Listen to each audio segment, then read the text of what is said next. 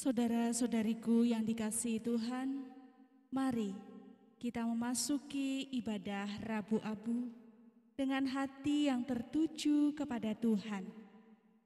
Ibadah hari ini akan kita lakukan bersama dengan menggunakan ibadah kontemplatif. Dipersilahkan untuk bersaat hening.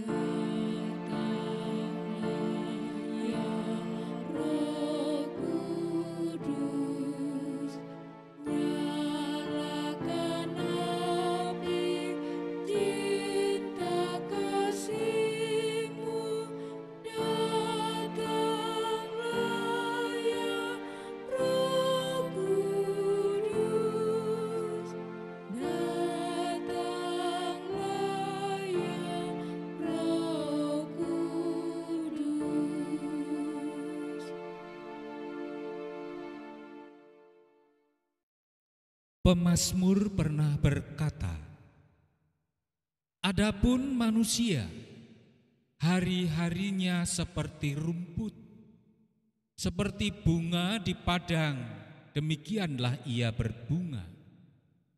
Apabila angin melintasinya, maka tidak ada lagi ia, dan tempatnya tidak mengenalnya lagi." Tertulis di dalam Mazmur 103 ayat 15 dan 16.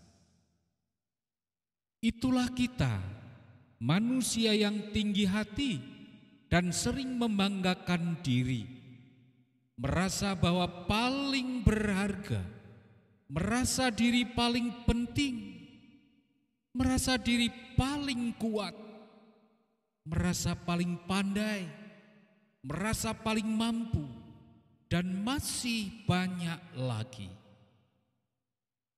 Melalui ibadah ini, kita akan bersama-sama belajar merendahkan diri di hadapan Tuhan.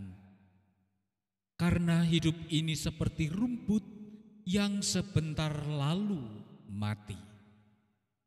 Seperti bunga yang sebentar saja dipetik dan layu.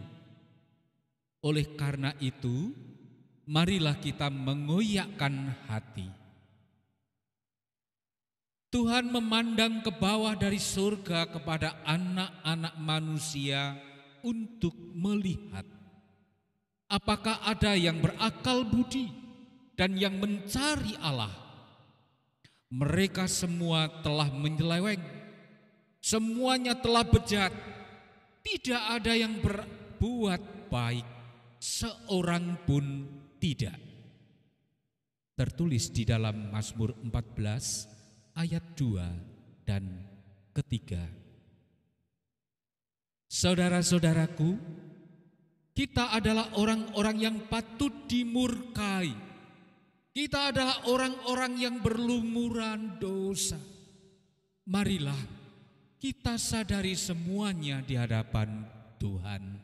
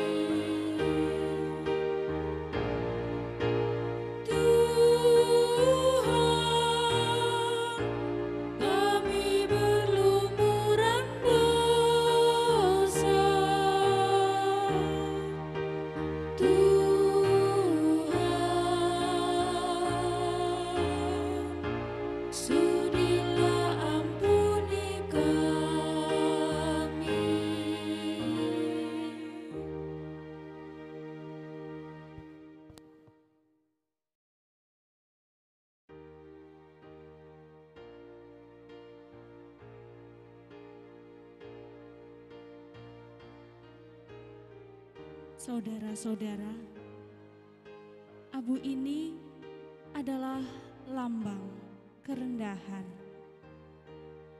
Mari kita oleskan di dahi kita masing-masing sebagai tanda bahwa kita menyadari kerendahan kita di hadapan Tuhan.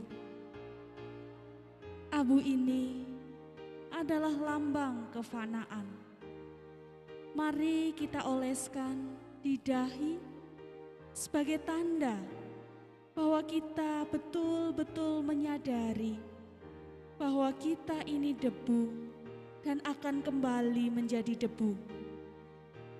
Abu ini adalah lambang permohonan. Mari kita oleskan di dahi sebagai tanda bahwa kita sungguh-sungguh bertobat dan mengharapkan belas kasih Allah. Dipersilahkan kepada Bapak Ibu untuk mengoleskan abu di dahi masing-masing sambil di dalam hati berkata, "Saya debu, akan kembali pada debu."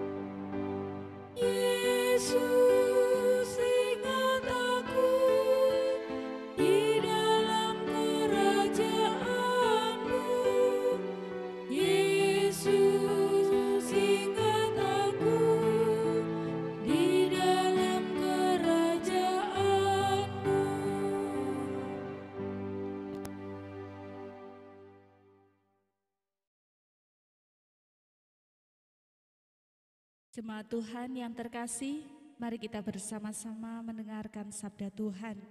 Namun terlebih dahulu mari kita berdoa. Engkau ya Tuhan, Sang Sumber hikmat kami. Hanya di dalam Engkau kami beroleh hikmat, pengetahuan, dan kemampuan. Oleh karena itu ya Tuhan, pada malam hari ini kami bersama-sama akan merenungkan sabda-Mu. Biarlah itu dapat menyegarkan iman kami, menguatkan iman kami untuk terus melangkah bersama Tuhan. Dalam nama Tuhan Yesus kami berdoa. Amin. Sabda Tuhan malam hari ini tertulis di dalam Yoel 2 ayat 12 sampai dengan ayat yang ke-17 demikian. Tetapi sekarang juga demikianlah firman Tuhan. Berbaliklah kepadaku dengan segenap hatimu, dengan berpuasa, dengan menangis, dan dengan mengadu. Koyakkanlah hatimu dan jangan pakaianmu. Berbaliklah kepada Tuhan Allahmu, sebab Ia pengasih dan penyayang, panjang sabar dan berlimpah kasih setia. Dan Ia menyesal karena hukumannya. Siapa tahu, mungkin Ia mau berbalik dan menyesal dan ditinggalkannya berkat menjadi korban sajian dan korban curahan bagi Tuhan Allah. Tiuplah sangkakala di Sion, adakanlah puasa yang kudus, maklumkanlah perkumpulan raya. Kumpulkanlah bangsa ini, kuduskanlah jemaah, himpunkanlah orang-orang tua, kumpulkanlah anak-anak, bahkan anak-anak yang menyusu. Baiklah pengantin laki-laki keluar dari kamarnya, dan pengantin perempuan dari kamar tidurnya. Baiklah para imam, pelayan-pelayan Tuhan, menangis di antara balai depan dan mezbah, dan berkata, sayangilah ya Tuhan umat-Mu, dan janganlah biarkan milik-Mu sendiri menjadi celah, sehingga bangsa-bangsa menyindir kepada mereka. Mengapa orang berkata di antara bangsa, di mana Allah mereka? Demikianlah pembacaan sabda Tuhan pada malam hari ini. Jemaat Tuhan yang terkasih, berbalik seperti yang tadi di dalam ayat yang kedua dituliskan di sana. Dan arti berbalik itu sendiri adalah kembali atau pulang. Saya jadi teringat satu buah lagu yang berjudul Yogyakarta. Pulang ke kotamu, ada setangkup haru dalam rindu. Masih seperti dulu, tiap sudut menyapaku bersahabat, penuh selaksa makna. Terhanyut aku dalam nostalgi saat kita sering luangkan waktu, nikmati bersama suasana Jogja. Di persimpangan langkahku terhenti, ramai kaki lima, menjajakan sajian khas berselera, orang duduk bersila. Musisi jalanan mulai beraksi, seiring laraku kehilanganmu, merintih sendiri ditelan deru kotamu. Walau kini kau telah tiada tak kembali, namun kotamu hadirkan senyummu abadi. Izinkanlah aku untuk selalu pulang lagi, bila hati mulai sepi dan tanpa terobati. Lagu Yogyakarta ini menceritakan kekaguman dari penulis lagu pada kota Yogyakarta. Ia merindukan suasana kota Yogyakarta yang terkenal akan suasana keramahan dan kebersamaannya. Keramaian di sekitar kaki lima yang menjual berbagai makanan khas kota dan yang memainkan lagu dengan alat musik daerah. Dan keramahan masyarakat kota Yogya membuatnya rindu akan suasana kota tersebut.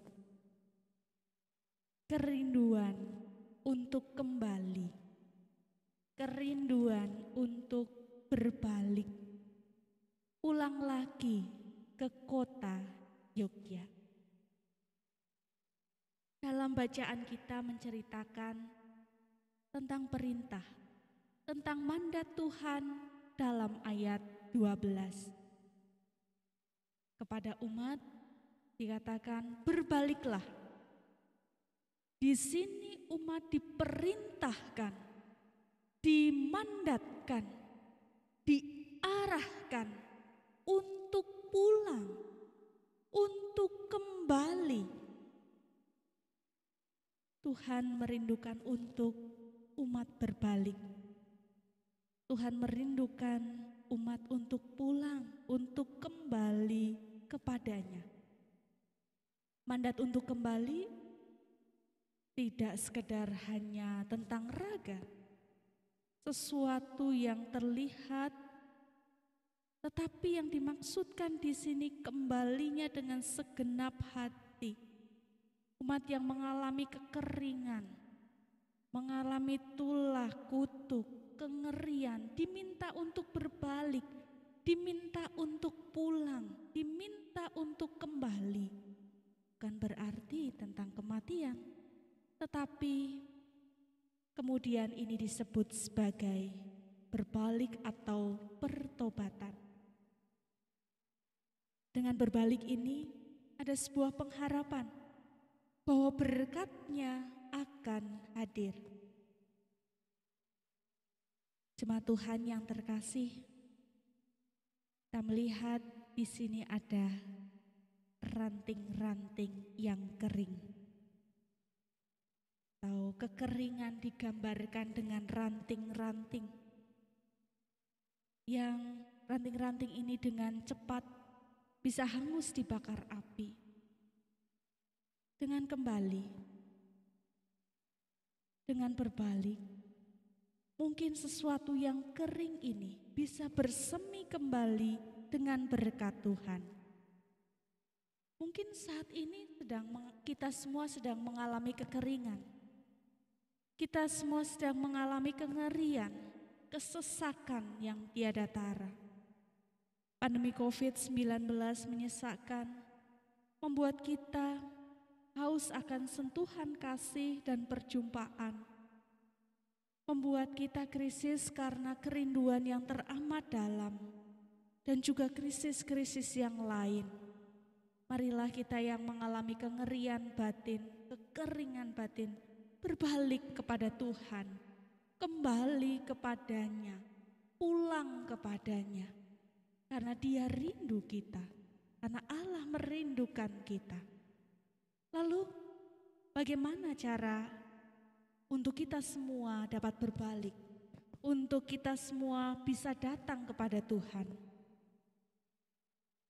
Berbaliklah atau bertobatlah dengan berpuasa. Berpuasa di sini diartikan mengekang keinginan diri, untuk kemudian kita mau mendengar yang menjadi kehendak Tuhan.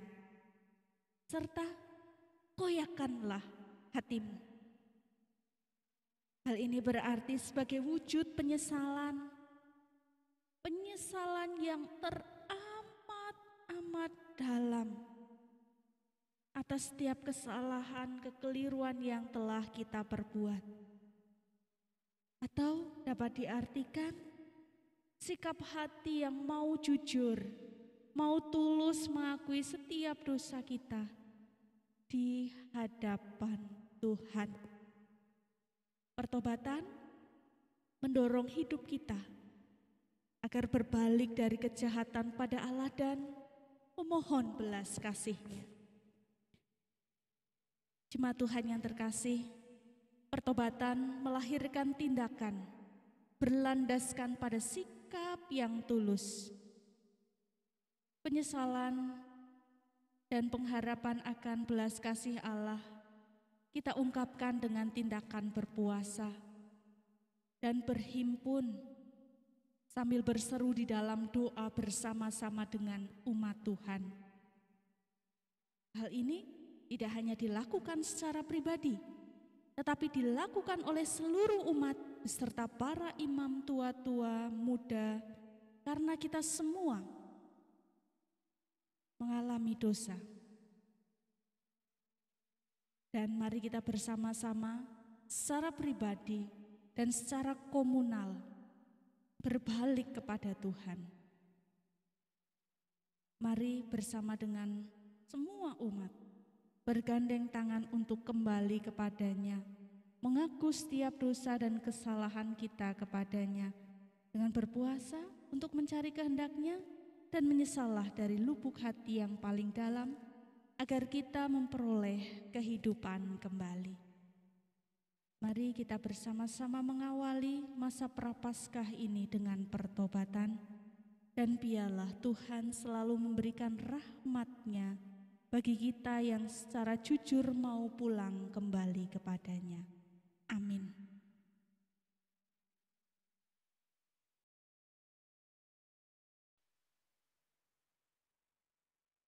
Mari kita bersama-sama bersatu hati di dalam doa.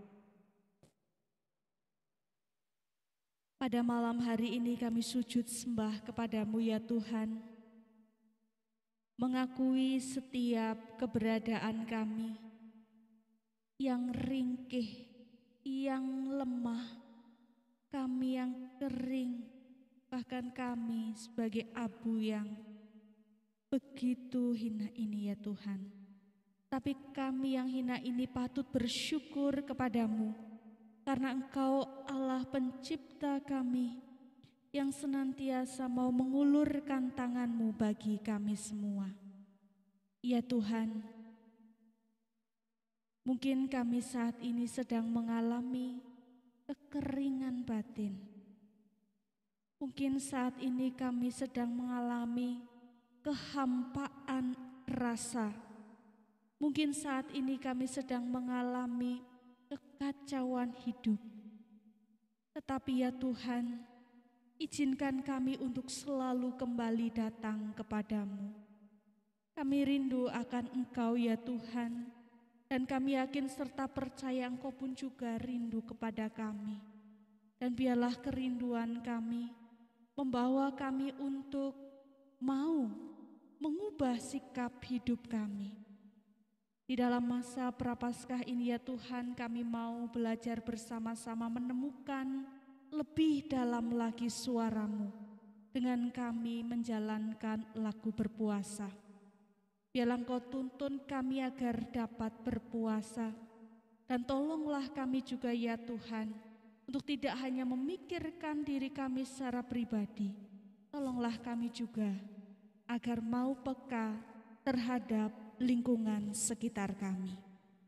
Ya Tuhan, kami pun juga berdoa dan kami memohon, biarlah Engkau tuntun kami untuk selalu menjadi pribadi yang jujur, pribadi yang mau menerima kondisi kami secara pribadi. Demikian juga menerima kondisi-kondisi seluruh orang-orang yang ada di sekitar kami. Dan dengan kejujuran kami ya Tuhan, kami dapat saling mendukung, saling membangun di dalam kasih Tuhan Yesus Kristus. Di tengah-tengah masa pandemi ini ya Tuhan, kami sungguh merasakan keprihatinan. Tapi biarlah di dalam masa-masa kami masuki masa Prapaskah, semakin mendekatkan diri kepadamu, karena Engkau adalah Allah yang tidak pernah sedikit pun meninggalkan kami, bahkan di masa-masa tersulit sekalipun. Inilah ya Tuhan, tiap doa kami, biarlah Engkau memberkati dan menuntun kami semua. Kami yakin berkat-Mu dan pertolongan-Mu senantiasa ada di dalam kami semua yang selalu berharap kepadamu. Amin.